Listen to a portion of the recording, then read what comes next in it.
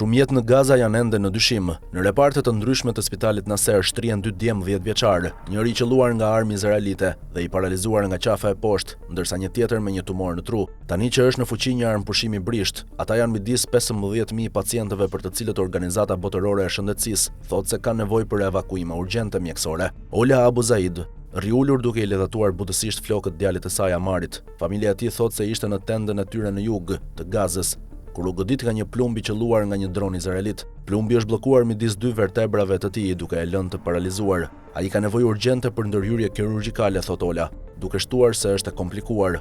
Mjekët na thanë se mund të shkaktojë vdekjen e tij, një goditje në tru ose hemoragji në tru. Ai ka nevojë për ndërhyrje kirurgjikale në një vend të pajisur mirë. Aktualisht Gaza është gjithçka tjetër përveç kësaj. Pas 2 vitesh luftë, spitalet janë lënë në gjendje kritike. E ulur pranë shtratit të vëllait të saj më të vogël, Ahmed Al-Yad. Motra e tij Shad thotë se vëllai i saj ishte një ngushëllim i vazhdueshëm për të gjatë 2 viteve të luftës dhe zhvendosjes. Ai është vetëm 10 vjeç dhe kur situata jonë u përkeqësua shumë, ai dilte dhe shiste ujë për të na ndihmuar të sillnim para. Disa muaj më parë ai tregoi shenjat e para të shëndetit të dobët. Goja e Ahmedit filloi të varej në një rënan, shpjegon Shadi, duke shtuar se një herë ai më tha, "Shad, më dhëm koka" dhe ne i dham vetëm paracetamol, por më vonë dora e tij e djathtë ndaloi se lëvizuri. Studentja e dikurshme e universitetit mezi pret që vëllai i saj të udhëtoi jashtë vendit për t'i hequr tumorin.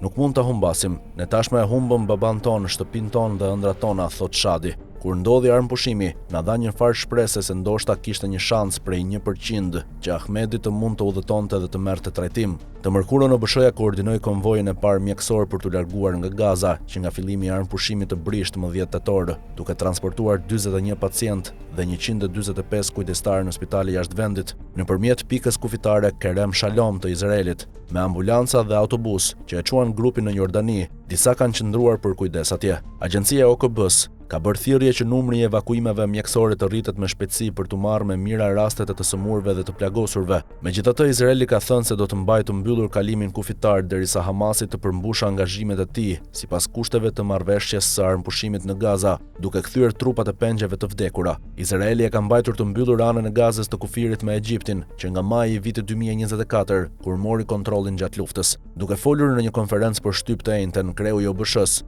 tha se masa më me ndikim do të ishte nëse Izraeli do të lejonte që pacientët nga Gaza të trajtoheshin në bregun perëndimor, përfshirë Jeruzalemin lindor, siç ndodhi para luftës. Zyrtarë të lartë të BE-s dhe ministra të jashtëm të më shumë se 20 vendeve, përfshirë Mbretërinë e Bashkuar, kanë bërë thirrje më parë për këtë, duke ofruar kontribute financiare, sigurimin e stafit mjekësor ose pajisjeve të nevojshme. Qindra pacient mund të trajtohen lehtësisht dhe me efikasitet brenda një kohe të shkurtër nëse kjo rrugë do të rihapej për në rrjetin spitalor të Jeruzalemit lindor dhe spitalet në bregun perëndimor.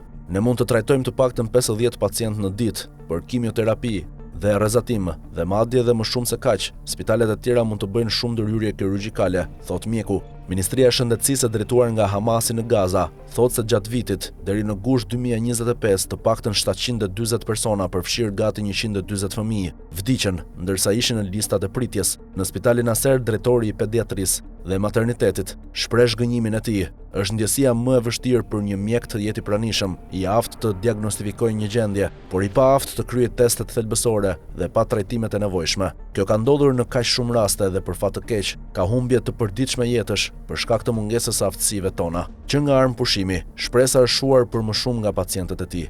Javën e kaluar në ambientet e spitalit u zhvillua një funeral për një fëmijë 8 vjeç. Një ditë më vonë, 3 vjeçari Zain Tafesh dhe Luaj Diek, 8 vjeç, vdiqën nga hepatiti. Pa veprime ka shumë më tepër banorë të Gazës që nuk do të kenë një shans për të jetuar në paqe.